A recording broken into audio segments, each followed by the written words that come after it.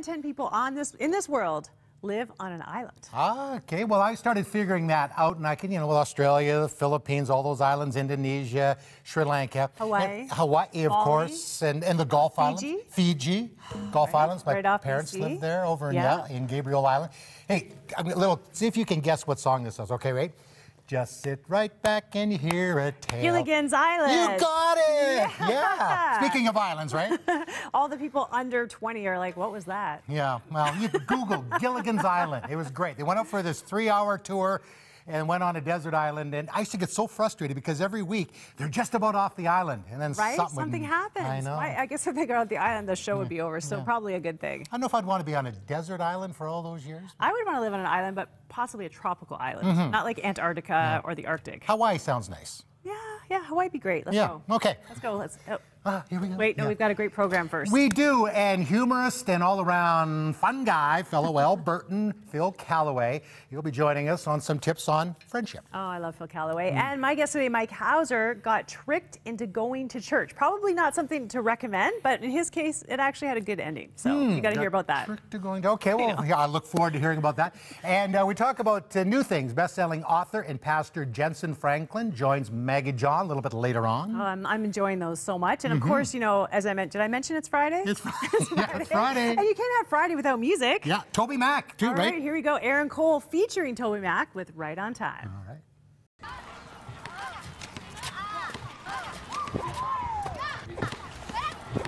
Don't worry, just lay it down, it's not your fight. Don't worry, it'll be alright.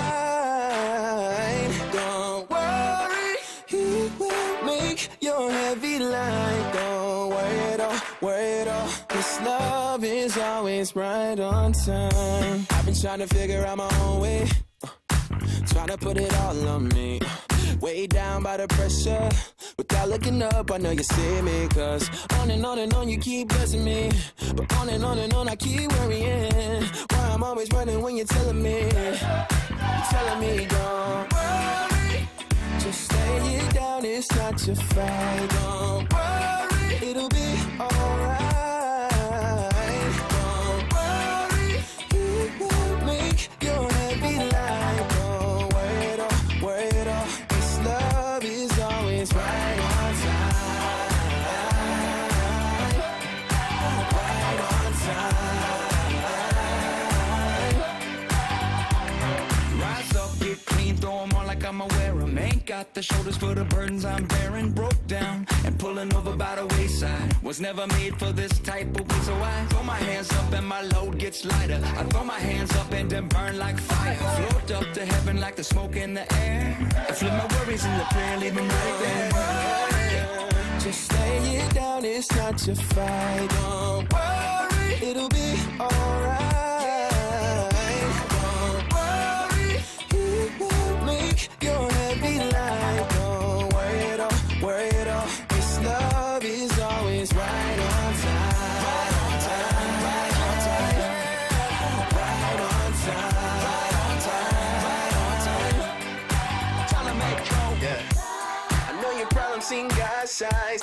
If you can see them through God's eyes, if you can only see them through God's eyes, yeah. I know your problems seem God's size.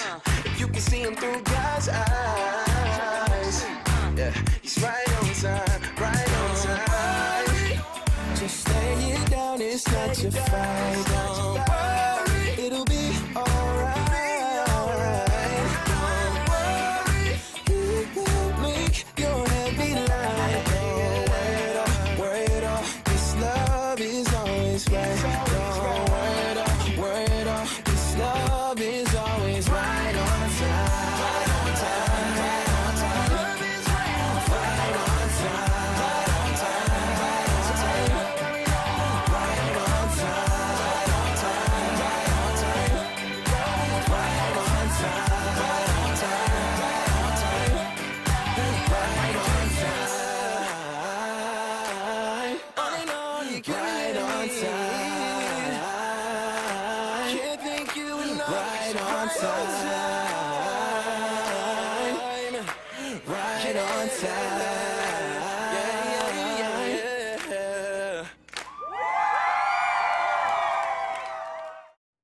My guest today was invited to what he thought was a party, but it turned out to be something else entirely. When he found out what it was, he briefly thought about jumping out of the moving car. But surprisingly, that night changed his life. Mike Hauser joins me to tell his story. Mike, welcome. Hi, thank you. It's good to be here. So you were hanging out with some Christians who kept inviting you to church relentlessly. You were so not interested. Why didn't you want to go? Well, when they started telling me about church and Jesus, I thought, okay, that is absolutely not me. I wasn't raised in church. I grew up in an awesome home, great family, traveled the world, and fairly affluent. So I kind of thought church was for needy people, and as the way I looked at myself, I thought that is not me. But it was in the middle of my parents' divorce. A girl in my science class, she walked across the room. Michelle Marvel is her name, and she became a friend to me. And for 2 weeks, we just laughed and had fun. And then she got all awkward on me in the middle of science class 2 weeks in. She's like, Mike, there's something I've been wanting to tell you for the last 2 weeks. I've been too scared to tell you, but I just have to say it. Jesus loves you, and he wants a relationship with you, and he can change your life. And part of me trusted her by now. We're 2 weeks in. She's a cool person. The other half of me, and I told her this, I said, Michelle, you're in a cult. That is cult language. Nobody talks about a personal relationship with Jesus. And next thing I know, she and all of her friends, they had me on their My 5 cards in their wallets, 5 people they're praying for. And I'm getting witnessed to by all these Christians. And the more I hung out with them... The cult was starting you, basically, right? Goodness. But they were fun people, and I sensed that they genuinely cared for me. And so I enjoyed hanging out with them as long as they weren't talking about Jesus. And when they talk about Jesus, I would say, that is your blanking story. Please leave it for you. It's not mine. You're forcing it on me. So I thought they were inviting me to a party. I found out on the car ride there. It's Wednesday night. They picked me up at 6:45. Okay, so they actually basically tricked you. Pretty much. Probably not recommended. They just highlighted the parts of youth group that they thought I might be interested in. We're playing some games, eating some food, just chilling. And anyways, I wanted to, literally, I thought of opening the door and jumping out, because that's the last place I wanted to go. Yeah. And when I got there, I was shocked. This was First Baptist Church of Parai in Miami, Florida. Now it's called Christ Fellowship Church.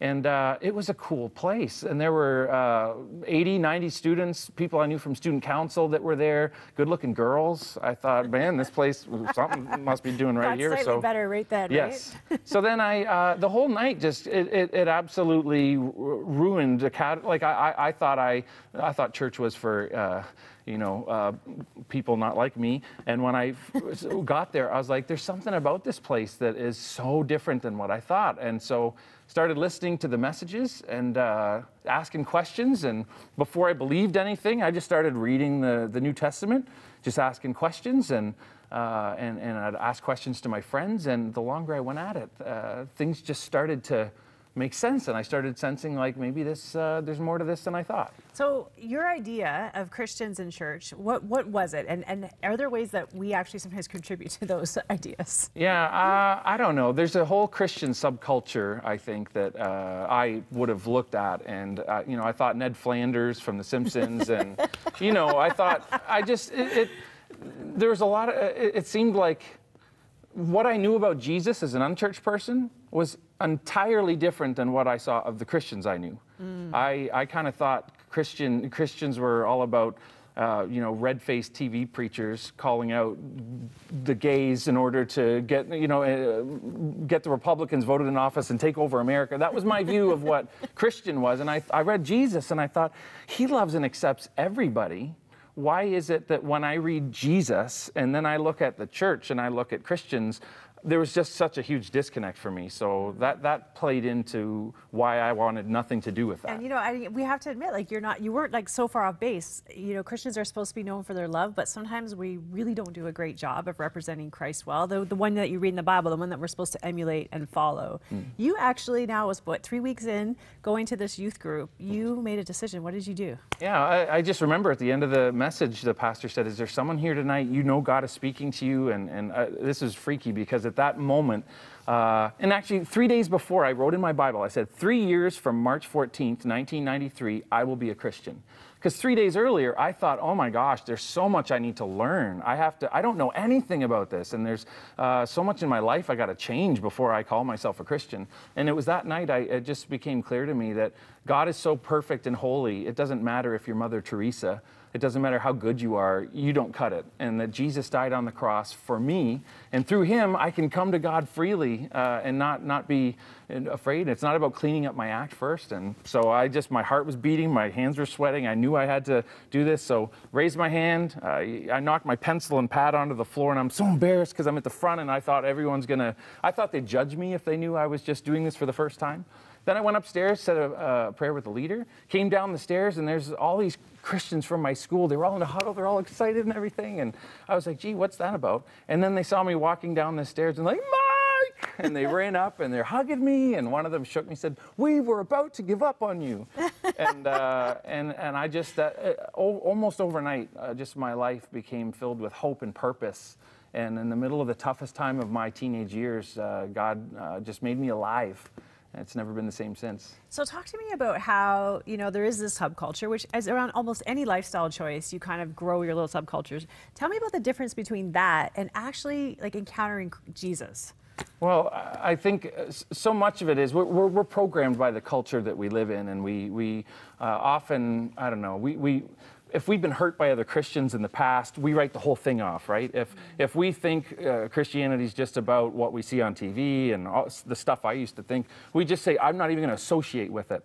For me, it was just coming to say, I can read Matthew, Mark, Luke, and John without committing to believing in it. I'm just curious. I'm just going to learn about Jesus and ask questions. And as I pray and interact and I hang around other people who they don't have the religion, they've got a personal relationship with God that's not judgmental. It's all about God's love. You could tell them like the worst thing you've ever done. It could be the most shameful, embarrassing thing. And they would say, yeah, okay, so what? God loves you. We're brothers and sisters. We're equal, and let's go to God with this, right? We're all sinners on a journey, right? 100%. In a sense, receiving the love of God and trying to stop the things that are destructive in our lives. Yeah, for me, I'll tell you about Starting Point in a minute. It's a church we launched for unchurched people a few years ago, but I believe our identity as human beings, it's two things, and Christians and non-Christians have the same thing in common. The first part of our identity is that we are made in the image of God, and he loves us unconditionally, as we are. No need, don't change a thing. I love you exactly as you are right now. The second thing about our identity is we are broken. And that brokenness, it impacts every part of us. And so Christians and unchristians alike, made in the image of God, loved by God, and yet broken and invited to come on a journey. And for me, as I went on that journey with Jesus, it just, it was so life-giving. And I get embarrassed and sad sometimes when I see it not getting lived out that way in church experience or with some Christians. But we just have to be honest, I think, that we're all on a journey. And if we're honest about that, then people stop expecting us to be this perfect representation. Yeah. It's when we try to pretend that we have it all together and we don't, that I think we get into trouble. You have started a church, as you mentioned. We're just out of time here, but you started a church for the unchurched. It's right here in Burlington, Ontario. If people want to find out more and check out your church, how do they find out? Yeah, two things. One, go to startingpointburlington.ca. You can learn more about it there. We also have a Facebook page. We live stream all the messages on Sunday mornings and lots of highlight videos from events that we do. We did a big orchard egg hunt a few weeks back. We had 4,000 people in Burlington show up to that. And so if you go to facebook.com/startingpointburlington.ca, you should find all the information. There's so much more to learn about you. I know, starting as somebody who wanted nothing to do with Christians at all to now being a pastor, there's a story there. Maybe we'll have you back to tell that story, but thanks so much for joining us. Yeah, my pleasure. Thank you. If you are on a spiritual journey, maybe you do think that you love what Jesus said, you love his life, but you maybe haven't liked some of the Christians that you've seen. First of all, I just want to say, I am sorry. Can I represent those to you and say, I'm imperfect, we're imperfect, we're all on a journey, but we are all loved by an extraordinary God who doesn't see the things that we've done wrong, gives us grace, gives us a fresh start every single day. You know, there's this saying in the Bible that says his mercies are new every morning. I need that every day. I know that you do too. If you want to just talk to someone about where you're at on your spiritual journey, confidential, judgment-free, we would love to be part of that. You can call our prayer lines. That's why we're there. We want to introduce you to that relationship that changed Mike's life. The number is 1-866-273-4444. make that call. We'll be right back.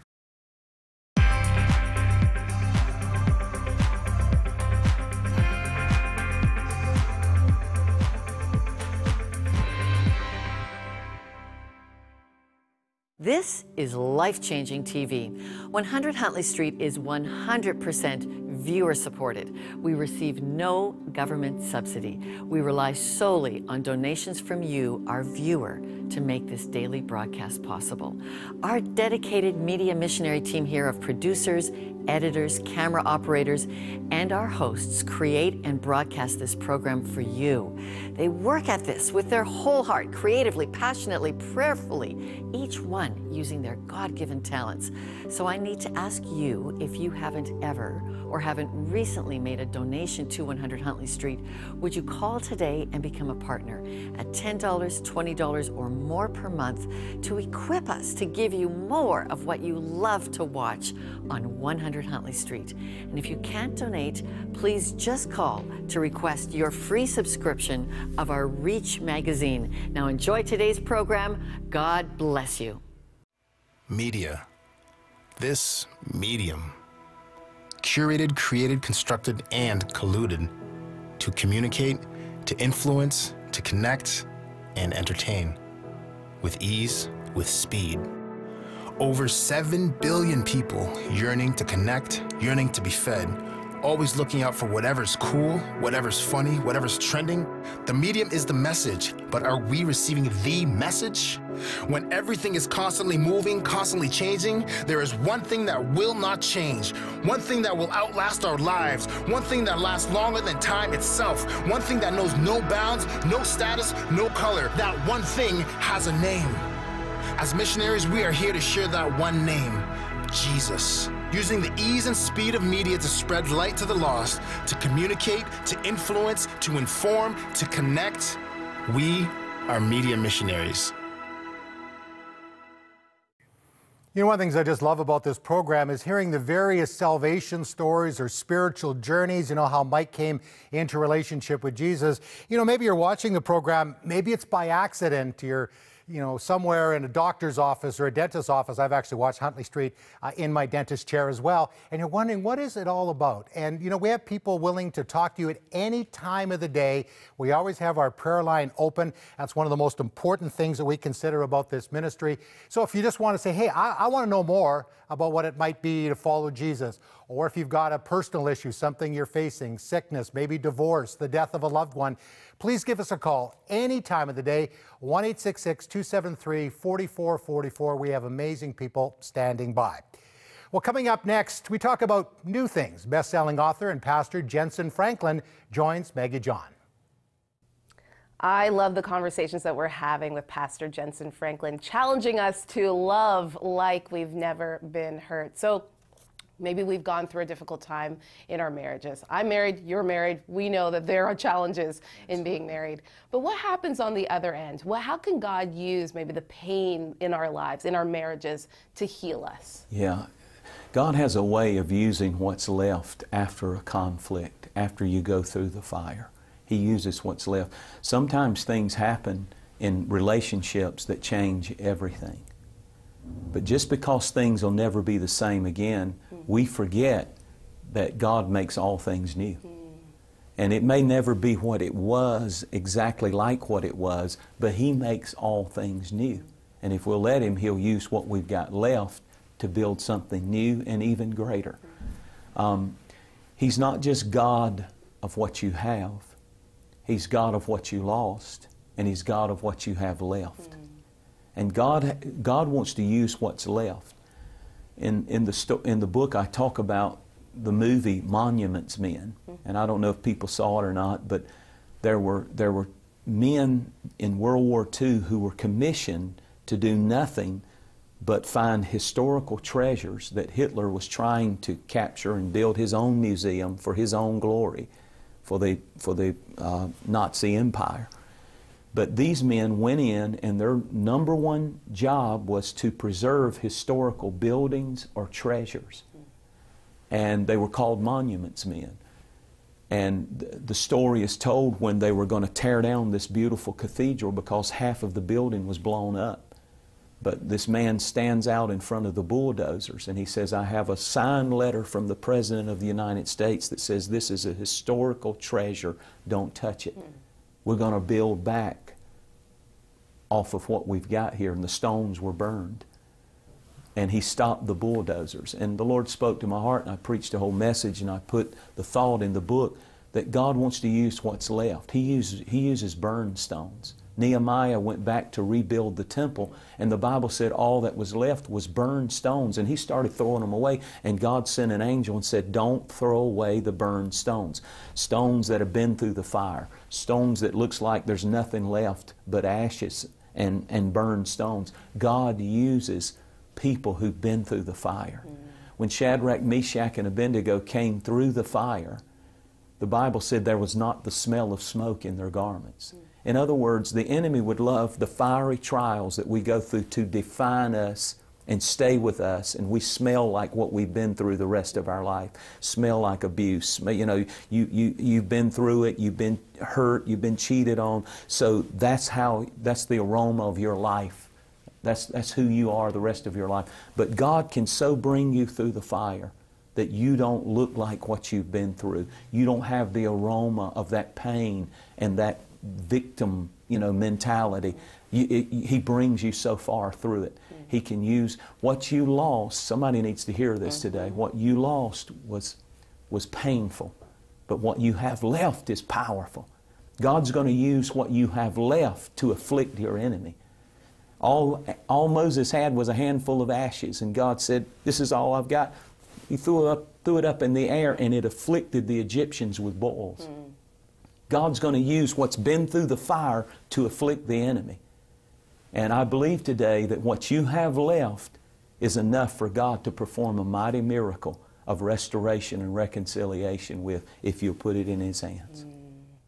Well said. You want to get the book, Love Like You've Never Been Hurt. The human heart was created with a great capacity to love, but along with that comes a great capacity to feel pain, wounds from those who are closest to us. Can you relate? Do you need your family to be reconciled? Do you have relationships that are breaking your heart? How long has it been since you spoke to somebody you care about? You need the book, Love Like You've Never Been Hurt. I wrote it with you in mind. I believe God has a now message for your life. Fight for your marriage. Fight for your children. Fight for your grandchildren. Fight for peace. Fight for restoration, reconciliation. This is no time to give up on your family. If you'll read this book, He'll give you a blueprint plan of what happened for me and my family. I know God can make happen for your family. We'll send you a copy as our thanks for a suggested gift of $50 or more this month. This is a 100% viewer-supported program. We can't do it without you. To enjoy more of 100 Huntley Street, please call with your donation today, 1-800-265-3100, or visit crossroads.ca/donate. And we certainly do encourage you to get your copy of this book by Pastor Franklin.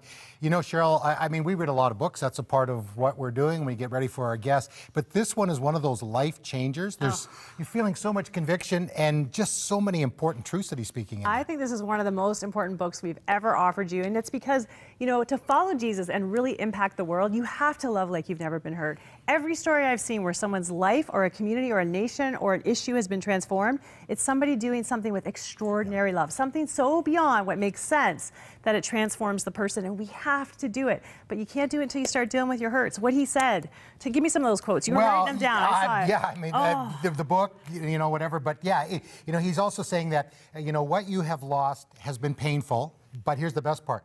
But what you have left is powerful. Both of us have scars. I got physical scars from my days of sports, but also scars that other people have, inflicted, and I know I've inflicted on others as well. So we really have to walk into forgiveness, and I think this book really points that. And what I really appreciated about Jansen in this is he shares some of the personal struggles that he dealt with. I mean, here he's this pastor, he's well known, he's on television, and his daughter goes off the rails. It affects his other two daughters.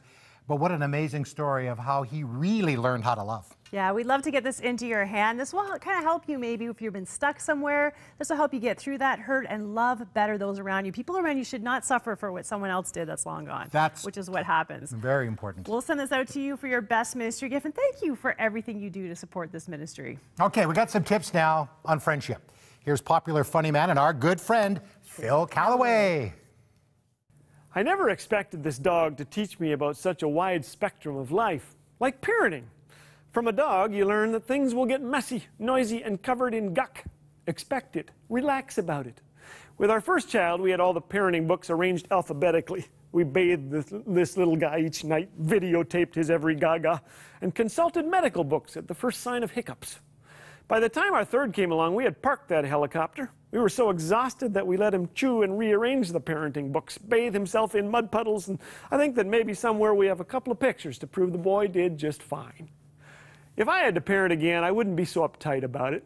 I can't look at my dog without her saying almost audibly, chill, loosen up, relax.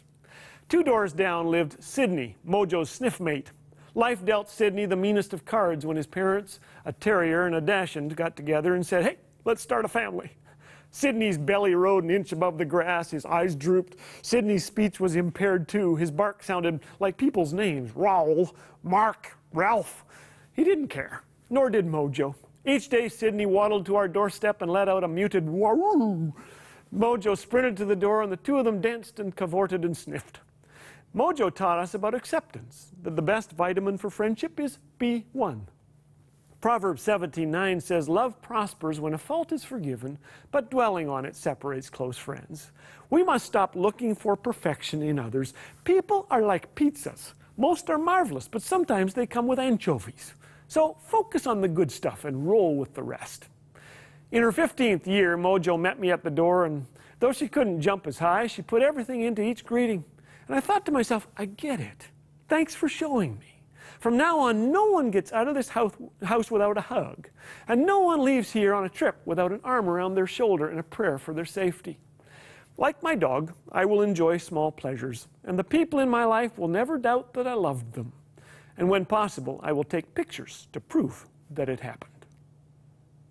Thanks so much, Phil. I love what he said. People are like pizza, and sometimes they come with anchovies. Yeah, it's funny. I have this memory, we'd order pizza when I was a kid, and I always remember one of my parents saying, no anchovies. So what's an anchovy? Then it's kind of this salty thing. Fishy. Yeah, and we have to love people anyway.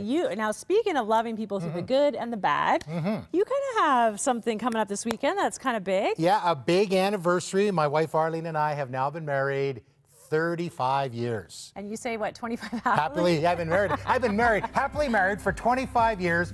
I tell you, Arlene gets a special reward in heaven. Yeah, God bless you, Arlene. And so who's the anchovy in the relationship? I think it's probably me. Well, it's Victoria Day weekend as well. Yeah, long weekend. So excited. You're going to get out in the garden? Get out in the garden. Alberta, can you start, like here in Ontario, you can start Victoria Day weekend generally and be safe. What about Alberta? Is it still getting Alberta's snow? kind of when you start planting. Yeah, that long week. Although I do remember years ago in Edmonton, where I live, it actually snowed on the Victoria long weekend. I heard that it could snow. Actually, I remember going to Banff one year in June, and I was thinking, finally, I get to see the mountains in the summer. And you know what it did? It snowed. Like, seriously. Well, it snowed in Israel when I was there, so maybe the snow follows us. I don't know. Yeah, it's Albertans. No, I'm just kidding. Yeah. Well, it should be great weather. Yeah. Wherever you are. Gonna have a great long weekend. Thanks so much for joining us, and thanks for all you do for us. So many people write in and say that they're praying for us. We cannot thank you enough. Please don't stop. He definitely needs it, and so do I. All right, we all need it. See you. Have a great weekend. Okay, bye.